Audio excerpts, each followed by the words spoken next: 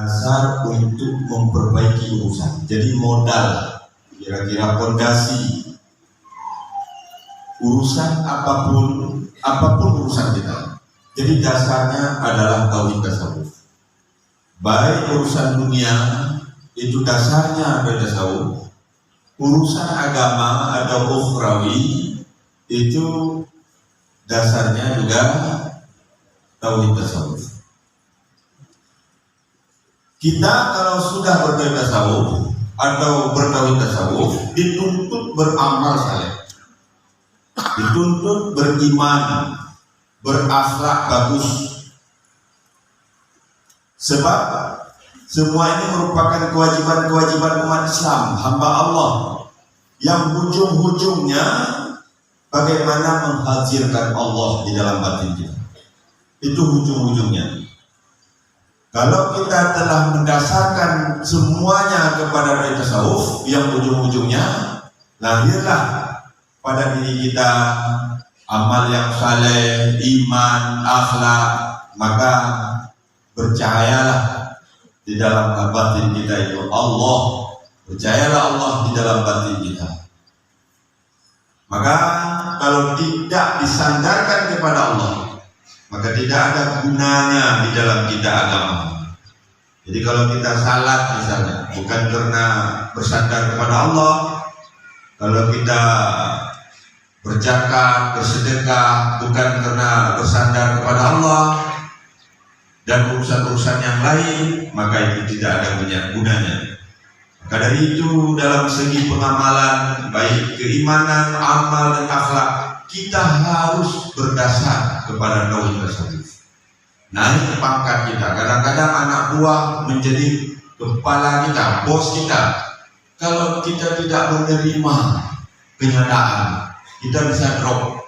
Kalau danyo hana tauhid tasawuf, hana tatuang lambatin kita yang urang yang bawahan kita yang gaji ke atasannya itu bisa jantungan.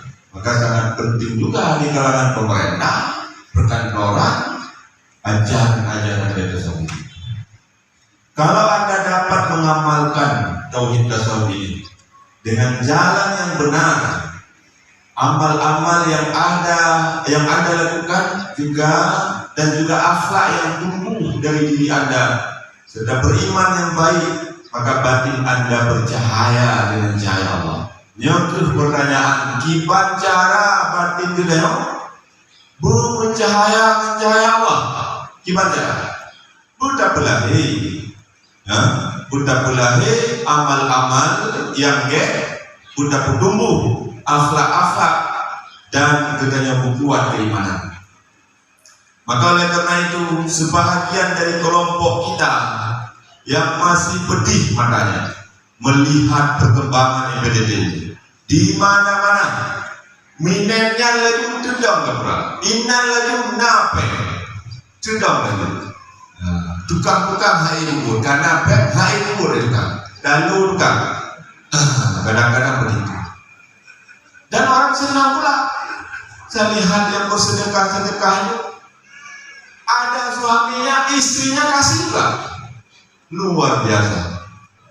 Benci mata sebahagian yang lain melihat, itu biarin aja mereka dalam kepedihannya, dalam kebodohannya. Kun Allah Subhanahu wa taala kulillah tsumma dzarhum fi haudihim yal'abun. Biar mereka main di dalam kolam mereka. Kita bermain dalam kolam kita, dia bermain dalam kolam mereka.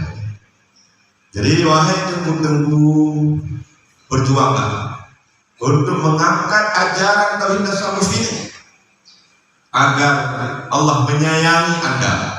Karena sayang Allah menyebutnya benci ajaran, menyebutnya tim berjuang ajarannya. Allah sayang kepada kita. Itu yang mengatakan ulama-ulama di dalam kitab seperti itu. Itu siapa yang bisa menyampaikan itu rampas oleh siapa yang memahaminya fakta bisu, yaitu raih oleh mundur ini belakang. Kalau yang benci lari oleh darinya. Kalau yang dapat menyampaikan, mengibaratkan, itu seperti bintang. Jadi dimudahkan oleh Allah. Maka oleh karena itu wa amma man kafa maqama rabbih wa nahana nafsa 'anil hawa, siapa yang takut makam Tuhannya dan dia menahan nafsu dari hawa, maka surga balasannya, tempat nanti yang diberikan oleh Allah baginya. Dia mengenal makam dirinya di mana, makam Allah di mana. Bukan dia jadi Allah, dia adalah hamba yang hina, yang bina, yang dhaif, yang mana. Makam Allah itu adalah makam yang mulia, yang gagah, yang bersifat dengan jalal dan jamalnya.